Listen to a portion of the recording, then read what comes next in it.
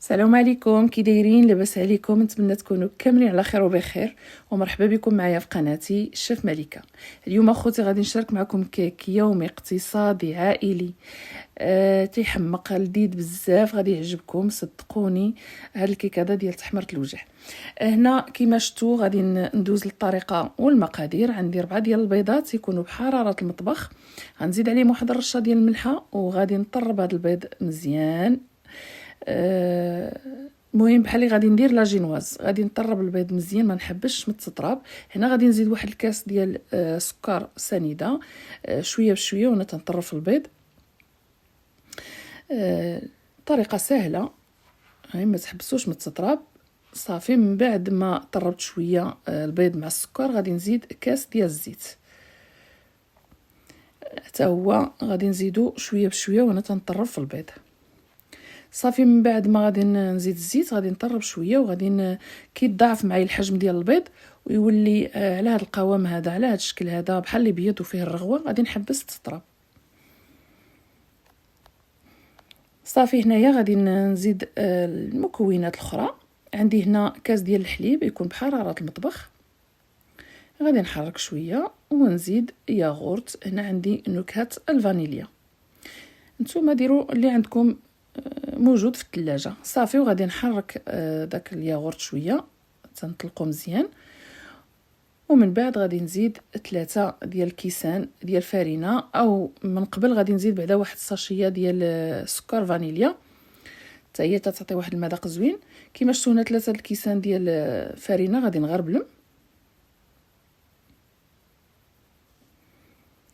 ومن بعد غادي نزيد خمارات الحلوى. هنا عندي واحد 16 غرام.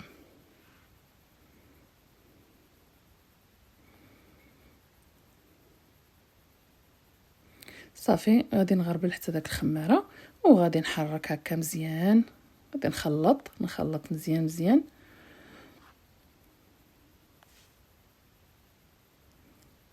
شفتوا الطريقه السهله، وهاد الكيك هذا ناجح 100%. من بعد ما غادي نحركها، نتوما شفتوا القوام ديالو، غادي نزيد واحد المعلقه ديال الخل، معلقه صغيره. صافي غادي نخلط داك الخل في الخليط، وغادي ناخذ المول ديالي اللي غادي نكون دهناه بالزبده ورشه بفرينه. غادي نخوي فيه داك الخليط. هذا المول هذا فيه 22 سنتيمتر. صافي غادي نخوي الخليط هكا.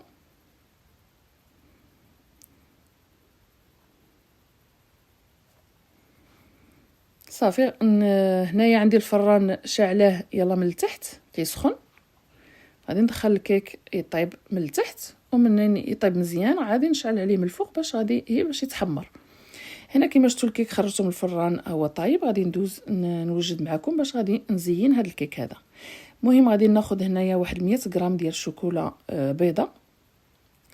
وانتم التزيين تيبقى اختياري، تيبقى كل وحده كيفاش بغات تزين الكيك ديالها. غنزيد عليه واحد المعلقه كبيره ديال الزيت. من بعد ما ذوبت داك الشوكولا في معلقه ديال الزيت غادي نزيد عليها واحد الياغورت ديال نكهه الفانيليا واحد اخر. صدقوني هذا الخليط خطير، واحد اللذه فيه زوين بزاف. صافي غادي نحرك مزيان. غادي نزيد واحد شويه ديال هذا الملون اصفر باش عطاني داك اللون اصفر. المهم نتوما ديروا الا كان عندكم شي نكهه ديال الحامض او المهم اللي بغيتو غادي تزيدوها في هذا الخليط هذا. صافي غادي نحيد الكيك ديالي من المول، راه برد شويه كما شفتوا هنايا. شوفوا ما شاء الله جا طالع يحمر الوجه، وراه كبير عفوا. هذا الكيك هذا راه كبير بزاف. كلينا فيه راه شي 15 ديال الناس ما شاء الله كلاو فيه. شوفوا هنايا كيفاش جا الخليط عاقد وصفر، صراحه عاطي المنظر زوين. غادي نخويه فوق الكيك بحال هكا، وغادي نبقى نمشيه هكا مع الجناب باش غادي نزين الكيك ديالي. نتوما ديروا اللي بغيتو، ولا خليوه كاع هكاك وديروا سكر كلاصي من الفوق كما بغيتو. المهم تيبقى كل وحده كيفاش بغات تزين الكيك ديالها. صافي هذه كفكره. ومن بعد ما درت الخليط كما شفتوا هنايا مع الجوانب وفي الوجه ديالو، غادي ندوز نزين الجناب. هكا انا درت اللوز مع الجناب، وانتم ديروا نواه كوكو، ديروا المهم اللي عندكم باش تزينوا ديروه. صافي.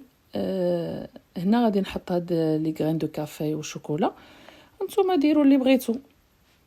المهم تيبقى لكم الاختيار.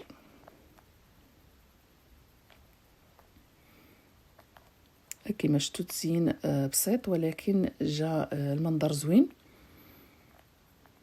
وحتى اللذة لذيذ. غادي يعجبكم الى جربتوه. غادي نقول لكم دمتم في رعاية الله وحفظه، الى الفيديو الجاي.